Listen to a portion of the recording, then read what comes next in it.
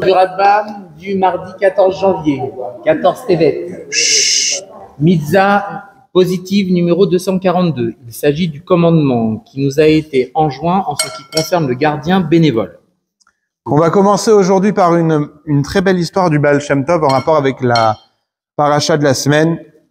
Donc paracha de Shemot, on commence une nouvelle paracha, on commence un nouveau Sefer, un nouveau Chumash.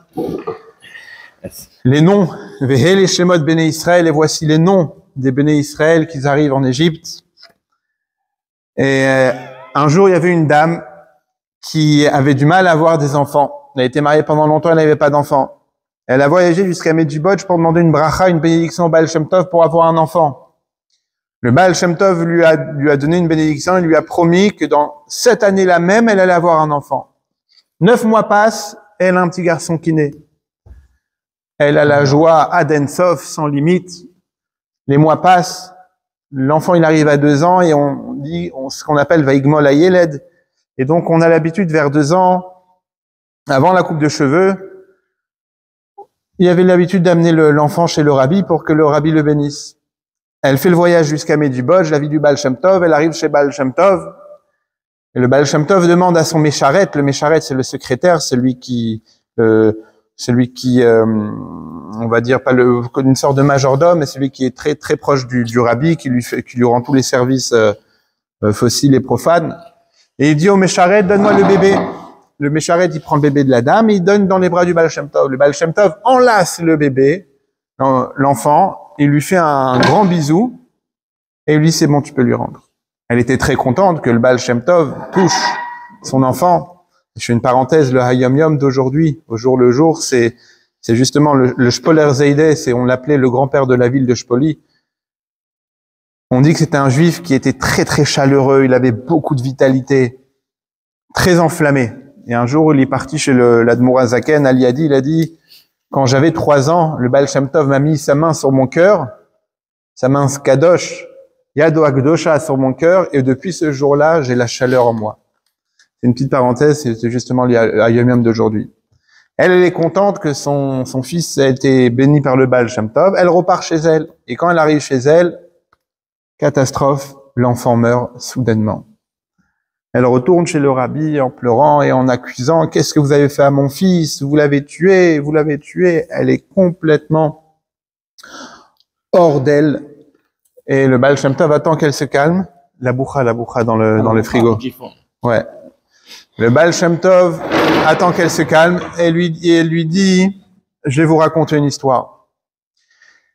Il y a des années de cela, il y avait un roi dans un pays qui avait aussi du mal à avoir des enfants. Il avait essayé avec tous les docteurs, rien à faire, pas d'enfants. Un jour, il demande à son conseiller, dis-moi quoi faire. Il dit, écoutez, j'ai peut-être une solution pour vous. C'est que dans votre pays, dans votre État, vous avez dans votre royaume, pardon, vous avez une communauté juive. Et les Juifs sont très croyants. Et obligez-les à prier pour vous, pour que vous ayez un enfant. Et le roi dit, mais comment je peux faire ça? Et le roi dit, peut-être que je vais promettre que si les Juifs prient pour moi et que j'ai un enfant, je leur annule tous les impôts, toutes les taxes et les impôts. Et le conseiller, il dit, le roi, il dit, non, c'est trop facile ça. Si je peux vous conseiller,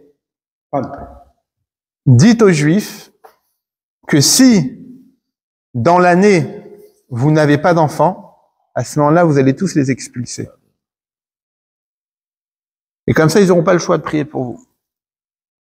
Le roi ordonne le décret, on appelle les dirigeants de la communauté, on leur fait savoir que si les Juifs ne prient pas pour le roi et que le roi n'a pas d'enfants cette année même, dans 1 an, tous les Juifs devront quitter le royaume.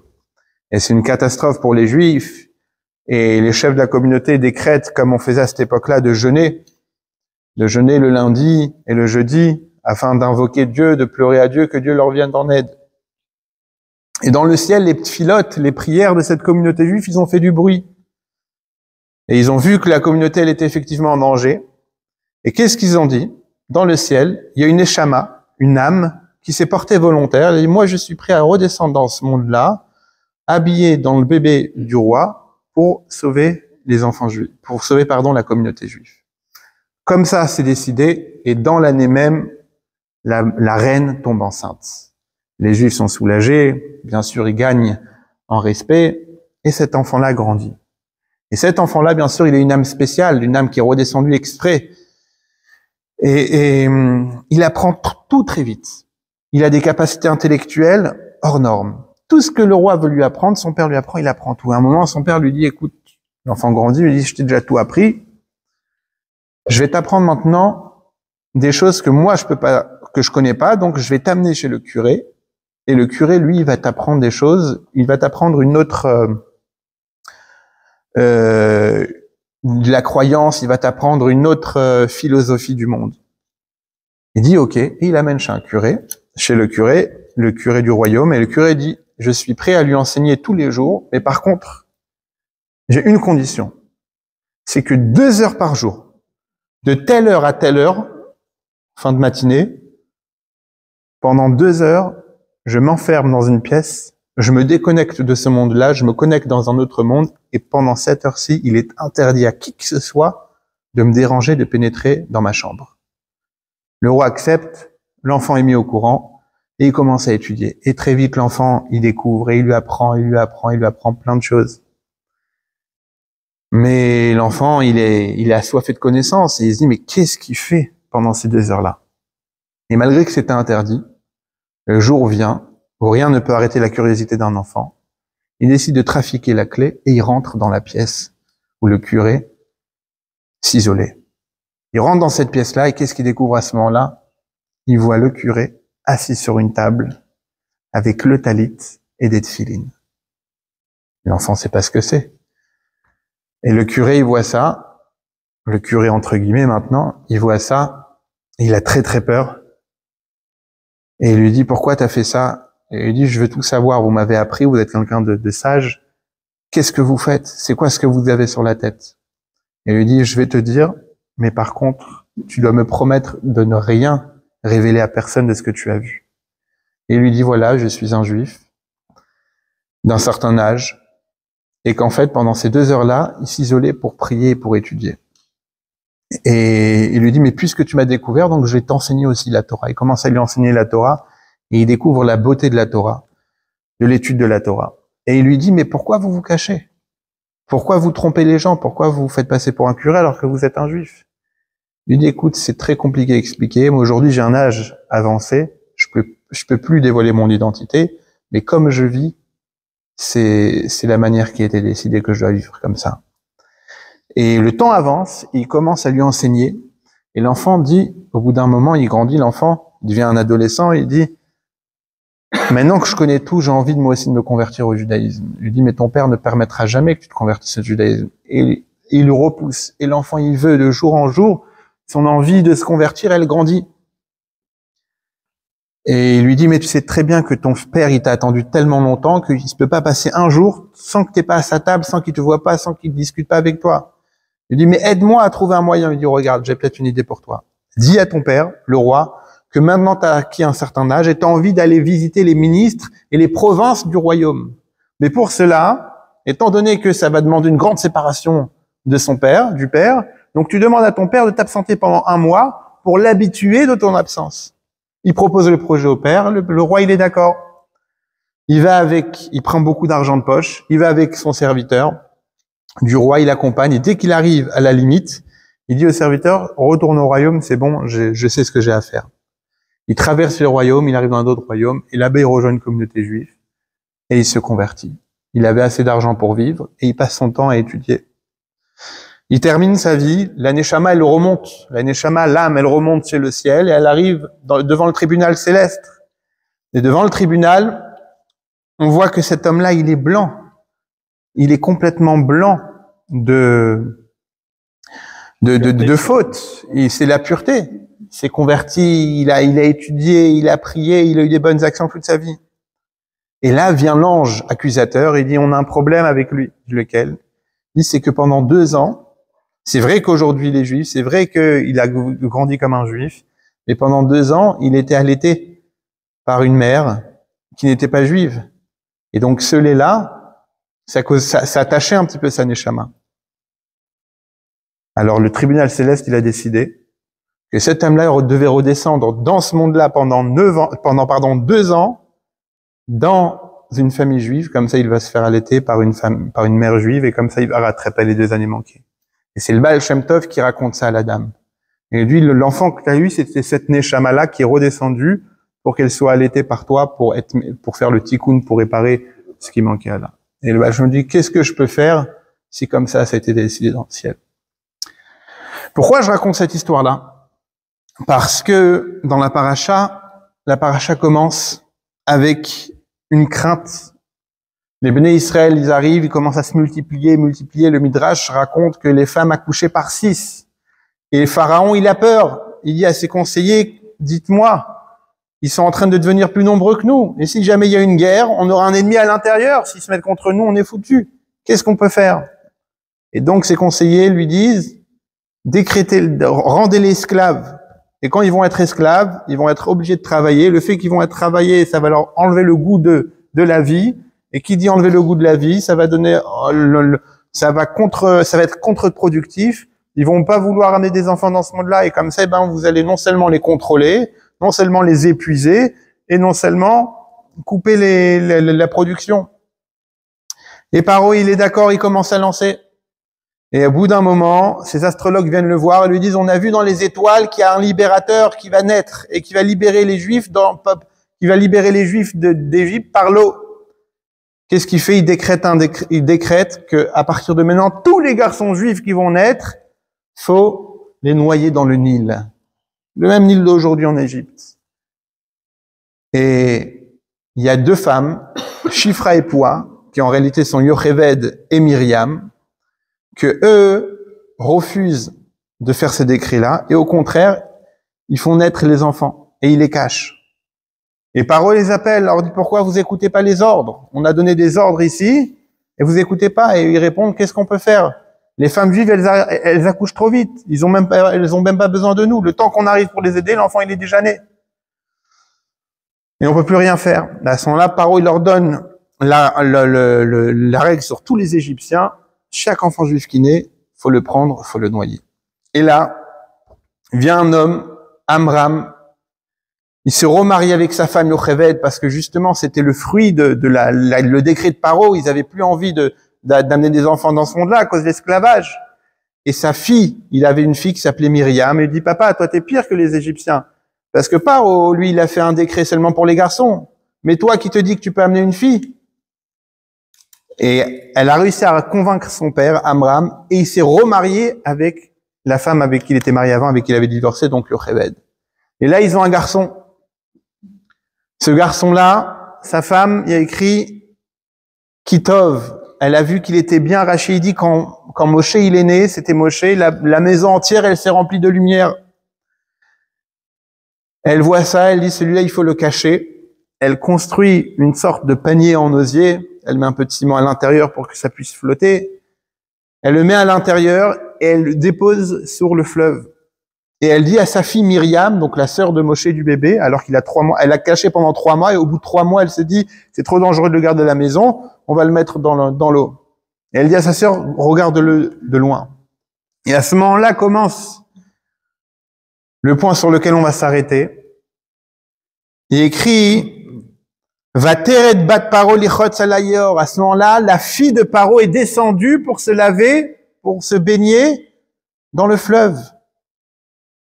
Qu'est-ce qui se passe quand elle se baigne? Elle se baigne avec ses servantes, Venaharotea. Vateret ateva betochasouf. Elle voit le panier en osier en train de flotter. Vatishlach et amata. Elle a envoyé sa ama. Vatikachea, et elle a pris. C'est quoi amata? Rachid dit c'est son bras. Et il ramène une marloquette. Une marloquette, ça veut dire un débat qu'il y a dans la Gemara Sota, dans le Talmud, entre Rabbi Yehuda et Rabbi Nechemia. Un, il dit, elle a envoyé Ama en hébreu, ça veut dire la servante. Elle a dit à sa servante, va m'attraper le panier. Et l'autre, il dit, Amata, c'est quoi Ama en hébreu? Ama, c'est une coudée. La coudée, la Ama, c'est une des coudées qu'il y a dans la halacha. Par exemple, à partir de quelle mesure une pièce devient obligatoire de porter une mezouza si elle fait dalet amot sur dalet amot. Dalet amot, c'est-à-dire 4 coudées, 4 amas sur 4 amas, 4 coudées sur 4 coudées. Ça revient à peu près à 2 mètres carrés. Donc la hama, pareil pour la souka. Et la souka, il y a aussi la mesure qu'on donne un tefar. Tefar, c'est un poignet. On dit qu'il faut se baser sur les poignets des gens à l'époque, ils étaient beaucoup plus... Voilà, il faut prendre les poignets des gens qui travaillent des tapissiers, eux, ils ont vraiment des gros poignets. Et le hama, la hama, c'est la coudée. C'est de là à là. Et ça représente un demi-mètre à peu près. Et donc, il dit, elle a envoyé sa servante pour prendre le panier. Et l'autre, il dit, non, elle a envoyé sa main. Et alors, dans ces cas-là, là-bas, il dit, pourquoi elle a envoyé sa main? Il dit, parce qu'il y a eu un miracle. Qu'au moment où elle avait envoyé sa main, étant donné que le panier, il était loin, qu'est-ce qui s'est passé à ce moment-là? Le bras, il s'est allongé. Il y a eu un miracle, que le bras, il a commencé à s'élargir comme devenir élastique pour attraper le panier et l'amener jusqu'à elle. Elle amène le panier, elle ouvre, qu'est-ce qu'elle voit? Va tiftach, elle ouvre, va tireu, et ayeled, et elle voit l'enfant, ve'ine nahar boché, elle voit un jeune homme. Alors que c'est un enfant, nahar en hébreu c'est un jeune homme, boché qui pleure, va tachmol alav, elle a eu pitié de lui, va tomer, et elle a dit, mi-yalde haïvrim ze, c'est un enfant des Hébreux. Va tomer achoto, elle bat paro, hein? Moi, là-dessus. C'est un hébreu. Ben, d'après toi, pourquoi un enfant fait, qu'est-ce qu'un enfant fait seul dans le Nil? Ouais, elle sait très bien que son père, il a fait une xéra. Ouais. Et donc, elle le prend, et ensuite, elle va essayer de le faire allaiter, mais il refuse de boire du lait de n'importe qui. Il veut pas se faire allaiter. Et Myriam, qui observait toute la scène de loin, qui était sur le bord de l'eau, elle va la voir et elle dit, si vous voulez, je peux l'amener chez une femme hébreu, et elle va pouvoir l'allaiter. Elle lui dit d'accord, et elle l'amène chez sa mère, donc Yocheved, et donc, comme ça, il a été allaité. On dit que juste, pourquoi Moshe était bègue? Vous vous rappelez, l'année dernière, on avait fait tout un cours, pourquoi Moshe il bégayait et que Dieu ne l'a pas guéri. Parce que justement, comme il avait goûté un petit peu du lait des servantes égyptiennes, alors que c'était pas le lait de sa mère, c'est pour ça qu'après, il a mis du charbon dans la langue. Quand est-ce qu'il a mis du charbon dans la langue? C'est qu'une fois, on raconte qu'il était sur les pieds de Pharaon, qui était devenu son grand-père. Voilà, il était son grand-père adoptif. Et il lui prend sa couronne, il met sur sa tête. Et les astrologues disent, c'est un mauvais présage, cet enfant-là va prendre votre place. Et là, il y a un des conseillers du roi, qui était nul autre que Yitro, qui est devenu le futur beau-père de Moshe. Il dit, non, c'est un enfant, c'est normal que l'enfant, il aime les choses qui brillent. D'ailleurs, si vous voulez vraiment, mettez une assiette avec des diamants et des pierres et de l'or, et à côté, mettez une assiette avec des braises, vous allez voir qu'il va être attiré par ce qui brille le plus. C'est ce qu'ils font. Mais Moshe, il est attiré par l'or. À ce moment-là, il y a un ange qui vient, il lui pousse la main, il prend la braise, il met la braise dans sa bouche. Et c'est ce qui lui a brûlé la langue, et c'est pour ça qu'il est devenu bègue. Et une fois que Moshe, on revient à notre histoire, qu'est-ce que la fille de Paro, elle dit? Elle dit, puisque je l'ai tiré de l'eau, je vais l'appeler Moshe. Moshe, vatikret shmo Moshe, ki minamaim meshitihu, car je l'ai tiré de l'eau. Et Moshe, c'est Moïse. Moshe, c'est Moïse. Maintenant, si on analyse bien, quand on prend le mot, il écrit Bat Paro, la fille de Paro. Mais comment elle s'appelait la fille de Paro? La fille de Paro, il n'y a pas écrit son nom ici. Mais dans un autre livre du Tanakh qui s'appelle Divrei Hayamim, là-bas il est écrit que Paro il avait une fille qui s'appelait Bithia. Certains disent Bathia, la fille de Dieu, Bithia, bref, je ne peux pas connaître les nécoudotes exactes, mais c'était Bathia. On l'appelait Bathia. Et ici, on va s'arrêter là-dessus. Et on va avoir plusieurs questions sur cette histoire-là. Tout d'abord, on a une histoire extraordinaire ici. On a une fille dont le père est un tyran, dont le père vient de faire un décret qui est rabâché dans tout l'Égypte, dont le père représente le pharaon. Jusqu'à aujourd'hui, quand on voit le pharaon, les pyramides, c'est quoi? Il y a le pharaon tout en haut et le reste était en bas. Donc Paro représente l'être ultime. Il donne un ordre, il fait un décret que tous les garçons juifs, faut les noyer dans l'eau. La fille de Paro, elle voit un enfant juif, elle va le sauver. Et elle est avec des servantes. Et c'est ce que les servantes lui disent. Mais, et dans le Midrash, c'est écrit comme ça, qu'ils lui ont dit, d'habitude, un roi qui fait un décret et que le monde, le peuple ne respecte pas, ses enfants le respectent, par respect à leur père. Toi, ton père, il a décrété un décret que tout le monde respecte, et toi, sa fille, tu vas pas respecter. Donc déjà ici, on a une histoire extraordinaire. Comment Bathia, elle désobéit son père, et elle va prendre un enfant. Ah, tu peux me dire qu'elle a eu pitié, elle a vu un enfant pleurer. Elle a eu pitié de lui. Ta pitié, très bien, tu veux le sauver.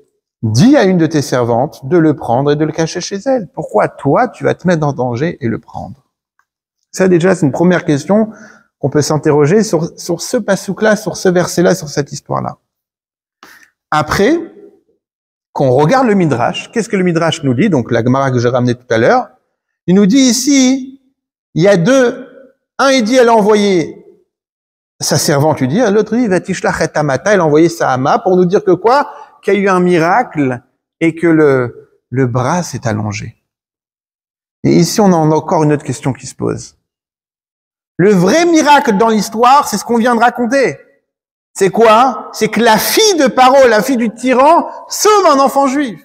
Imaginez-vous, en plein guerre, où les juifs sont envoyés dans les chambres à gaz. S'il marchait moralement, il avait une fille, et cette fille-là, elle voit un bébé juif, elle le sauve. Comment son père va réagir? C'est exactement le même cas. Donc ça, déjà, le miracle, il est là. La chose, elle est déjà extraordinaire. Pourquoi j'ai besoin de me rajouter un midrash qui va me dire, il y a eu un miracle, c'est que le bras s'est allongé. Et d'ailleurs, c'est connu. En akadosh baruch kudsha berichu lo avinisa minaga. C'est-à-dire que Dieu ne fait pas de miracle en vain. Quand il y a besoin de faire un miracle, quand il n'y a pas le choix, on fait un miracle. Quand les Juifs sont dans le désert, il n'y a pas à boire. Alors à ce moment-là, on envoie le puits de Myriam. Quand on est dans le désert et qu'il n'y a pas à manger, on fait descendre la manne. Quand il n'y a pas de quoi faire des habits, on fait grandir les habits. Donc Dieu fait des miracles là où il y a besoin de faire un miracle. Mais ici, on est dans une scène où il n'y a pas besoin de miracle. Où tu veux prendre un panier qui est en train de flotter, soit tu nages, soit tu demandes à une de tes servantes de te l'apporter. Mais pourquoi on a le Midrash qui nous dit qu'il y a eu un miracle qui a été effectué à ce moment-là? Et pourquoi le Midrash l'explique ça? Pourquoi on s'interpelle là-dessus? Parce que la Torah utilise le mot Vatishlach et Amata. Elle a envoyé sa Hama. On aurait dû dire, comme dans la Akedat Yitzhak, au moment où Abraham a voulu sacrifier son fils Yitzhak, écrit Vaishlach et Yado, Vaikach et Amachelet. Il a envoyé sa main, et Yado. Là aussi, on aurait dû dire et Yada. Pourquoi on dit et Amata? Et c'est pour ça qu'on a le Midrash qui vient nous expliquer ici quelque chose de particulier. Nous amener un chidouche, une nouveauté. Mais pour comprendre ça, il faut d'abord comprendre pourquoi on a besoin du Midrash dans la Torah. On a la Torah, on a 5 livres, on a l'histoire qui est racontée. Pourquoi on a besoin autant d'explications sur chaque mot? Là, on est seulement sur un seul verset. Il est écrit dans le Zohar, Istakel boraita ou bara alma. Dieu, il a créé le monde, Dieu, il a regardé la Torah, et ensuite, il a créé le monde. C'est-à-dire que la Torah, c'est les plans architecturaux de la création du monde. Et donc, tout ce qu'on trouve dans le monde, on le retrouve dans la Torah. Tous les profils et caractères qu'on retrouve dans le monde, on le retrouve dans la Torah. Toutes les histoires qu'on entend aujourd'hui, ils sont aussi dans la Torah. Il y a une chose, c'est que il y a un phénomène qui existe dans le monde, c'est je sais pas si on peut appeler ça un phénomène, mais c'est la musique. La musique, c'est à la fois physique, mais c'est à la fois spirituel. Tu vas toucher un instrument qui va provoquer un son et que ce son-là va te donner un certain sentiment. Telle mélodie, ça va réveiller chez toi une telle émotion. Une mélodie un peu plus joyeuse, ça va te réveiller la joie. Une mélodie triste, mélancolique, ça va réveiller chez toi la tristesse et la mélancolie. Donc c'est à la fois quelque chose de physique, mais qui va engendrer une réaction qui est plutôt virtuelle, voire spirituelle. Maintenant, quand vous allez donner un piano à un enfant, il va faire une mélodie, mais au début, quand il va jouer la mélodie, il va faire quelque chose de facile. Il va prendre avec un doigt, il va faire tin, tin, tin, tin, tin, tin. Il va faire une mélodie, mais avec un seul doigt. Est-ce que vous allez payer un concert de piano et trouver quelqu'un qui va juste jouer avec un seul doigt? Non, ça n'existe pas. Un concert de piano, il y a les deux doigts. La main droite pour jouer la mélodie et la main gauche pour jouer les accords. Les accords qui vont accompagner la mélodie centrale. Vous allez avoir dans un concert un chanteur qui va chanter et tout l'orchestre à côté va l'accompagner. C'est ce qu'on appelle l'harmonie. La Torah, c'est la même chose. On a le pshat, donc le texte de la Torah tel quel. Ça, c'est si on peut appeler ça le chanteur. Et à côté, on a tout ce qui va venir embellir et accompagner la musique centrale, la musique principale. Et c'est le midrash, le remez, le sod. Donc le midrash, en réalité, c'est une seule mélodie avec la Torah. L'Admor Hazaken, il dit qu'en réalité, dans tout le midrash, on peut retrouver la Torah. Il y avait, on dit, je pense que c'était sur le Gaon de Vilna, que rien qu'avec les ta'amim de la Torah, il pouvait savoir c'est quoi les nekudot, les voyelles de la Torah, rien qu'avec le son. Et pourquoi je dis ça? C'est parce que déjà, ça vient nous montrer l'importance du midrash dans la Torah. Et que si t'as que la Torah et que t'as pas toutes les explications qui viennent à côté, t'as comme si la main droite avec un seul doigt qui joue une mélodie. Et qu'au bout d'un moment, t'en peux plus, tu sors, tu peux pas écouter ça. Il n'y a pas de sens. Alors que quand tu écoutes un piano, ou bien un duo de piano comme on a dans la communauté, où vous allez avoir deux personnes qui jouent sur le même piano, ça va donner une mélodie extraordinaire. Et donc, déjà, on comprend pourquoi on a besoin du midrash. Et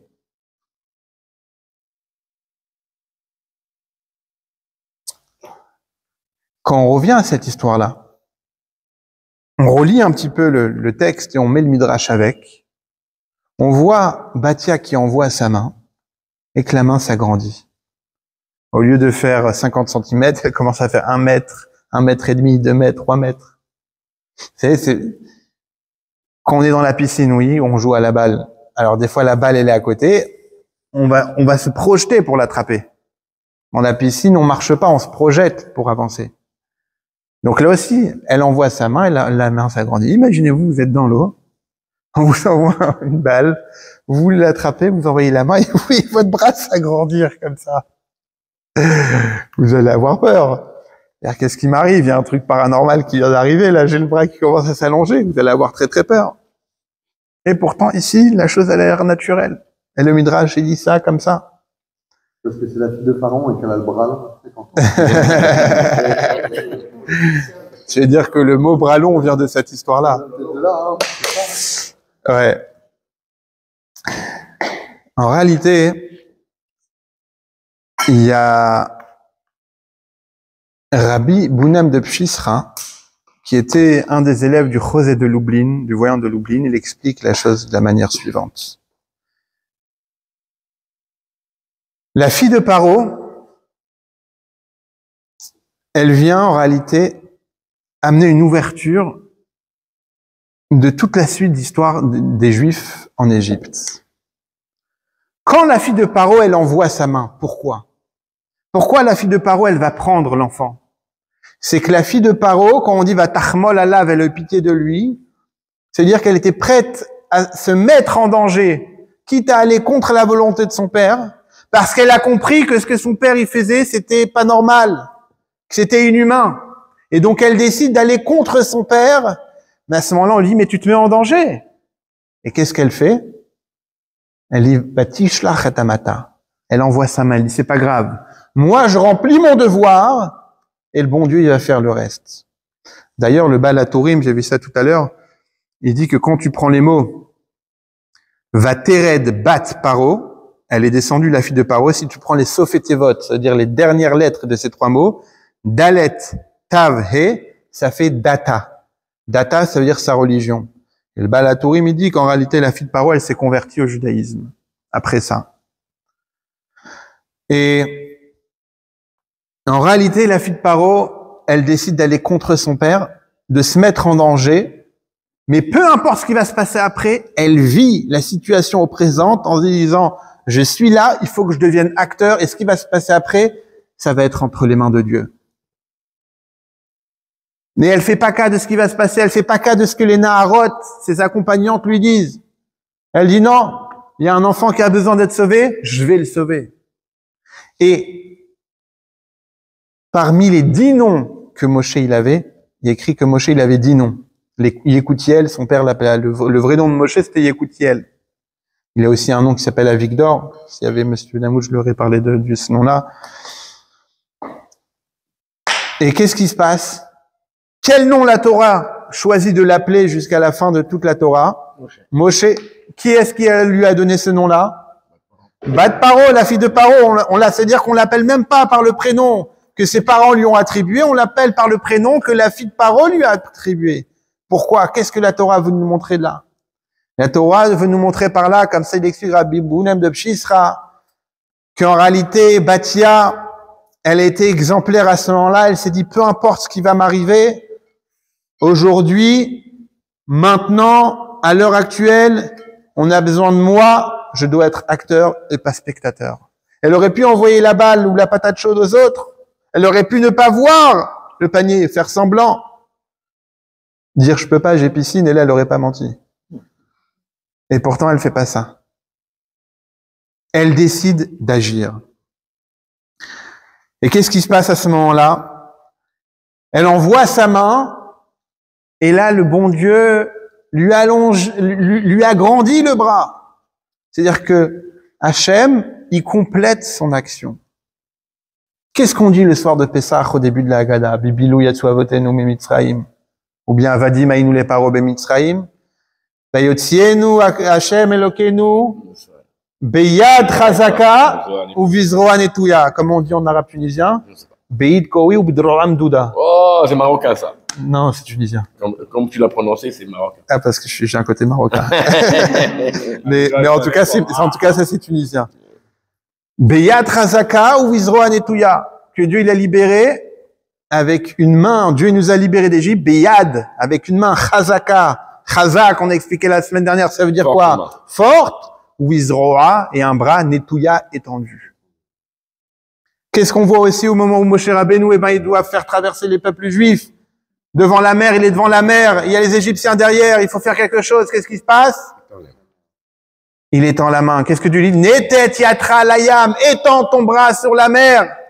Et à ce moment-là, qu'est-ce qui se passe? La mer, elle s'ouvre. Comment les 10 plaies, ils arrivent en Égypte? Pareil, en étendant la main. Qu'est-ce qu'on voit ici? Et Dieu, pareil pour Veiketikol Bechor. À chaque fois, Dieu, il parle, dans tout le Sefer Shemot, Dieu, il parle avec le terme, avec la main, avec la main. C'est quelle main? De quelle main on parle? La main de Dieu. Mais pourquoi on emploie ce terme-là? Pourquoi on emploie le terme du bras étendu? Pourquoi? Parce que c'est la suite du bras étendu que Batia, il a tendu pour sauver Moshe. Elle a commencé par une bonne action, et Dieu, il complète cette bonne action-là. Et c'est ce que David Amelech, le roi David, il dit dans Télim, Hachem Igmor Baradi. Dieu, il va terminer pour moi. Moi, je commence une action, et Dieu, il fait le reste. Il y avait un jour le secrétaire du rabbi, Rabbi Leib Groner, il est rentré dans la chambre du rabbi, il a dit au rabbi, il y a un des émissaires en Amérique, qui se plaint et qui dit que le travail qu'il a, la mission qu'il a, elle est trop dure et qu'il n'arrive pas et que il veut presque arrêter. Et le rabbi lui a dit, quand Moshe Rabbeinu, il lui a dit de transmettre, quand Moshe Rabbeinu, il était devant la mer, et Dieu lui a dit, Nete tiatra layam, étends ton bras sur la mer, ta main sur la mer, et que la mer, elle va s'ouvrir. Est-ce que c'est la main de Moshe qui a ouvert l'eau ou c'est Dieu qui était derrière? C'est Hachem qui était derrière. Il dit la même chose. Toi, on te demande de faire une mission, c'est Dieu qui est derrière. C'est pas toi ce que tu fais. C'est la force qui vient avec. C'est exactement ce que Bathiel a fait. Bathiel a envoyé sa main et Dieu, il s'est occupé du reste. Est-ce qu'est-ce qu'on voit par la suite? C'est que Moshe Rabbeinu, pourquoi on l'appelle Moshe? Pourquoi on l'appelle par le nom que Bathiel lui a donné, la fille de Paro lui a donné? Parce qu'il a reçu son éducation de elle et il a appliqué cette éducation telle qu'il a reçue de sa mère. Quelle éducation? Cette éducation-là de agir sur le moment et pas penser au futur, pas penser ce qui va se passer si tu engendres ça. On te demande de sauver ta conscience, et la conscience humaine demande que quand un homme il est en danger, il faut le sauver. Sans parler de la loi de non-assistance à personne en danger. C'est-à-dire que la nature humaine, elle est que quand un homme il s'évanouit, tout le monde va venir pour l'aider. Quand un homme il se sent mal, tout le monde va s'arrêter pour voir qu'est-ce qui se passe avec lui.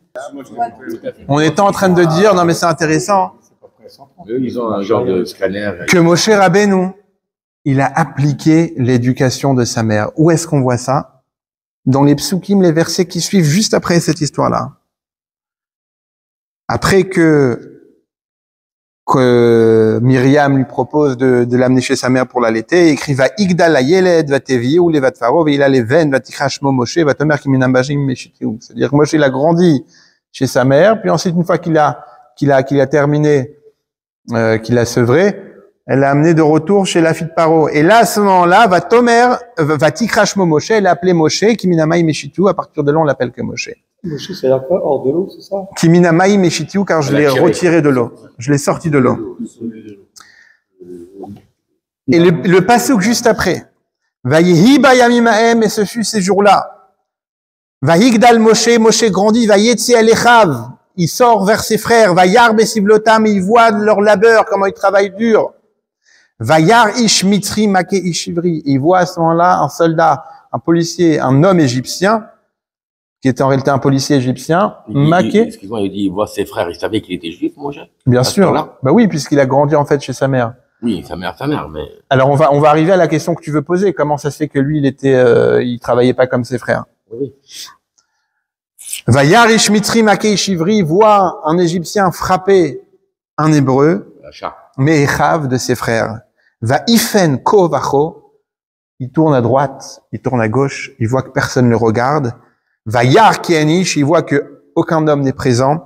Va yar et mitzri, il frappa le mitzri. Va itmene ou bachol, et il le cacha dans le sable.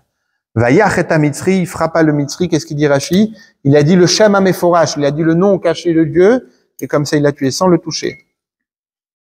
À ce moment-là, qu'est-ce qui se passe? C'est que le lendemain, il voit deux juifs en train de se disputer, et au moment où l'un lève la main sur l'autre, il lui dit, Racha, lama takerecha, Racha, pourquoi tu vas frapper ton prochain? Et les deux, ils disent, mais pour qui tu te prends, toi? Tu crois qu'on t'a pas vu hier que tu as tué l'un Égyptien? Et ils sont partis dénoncer Moshe à Paro qu'il avait tué un Égyptien. À ce moment-là, Paro, il entend ça, il met la tête de Moshe à prix, il le met à mort. Au moment où le bourreau doit lui couper la tête, son cou devient dur comme du marbre. Le sabre se casse, et lui, il se sauve, il va se cacher. Il arrive jusqu'à Midian, il reste caché là-bas pendant 40 ans. Il va rencontrer sa femme Tsipora à côté du puits, comme ses ancêtres.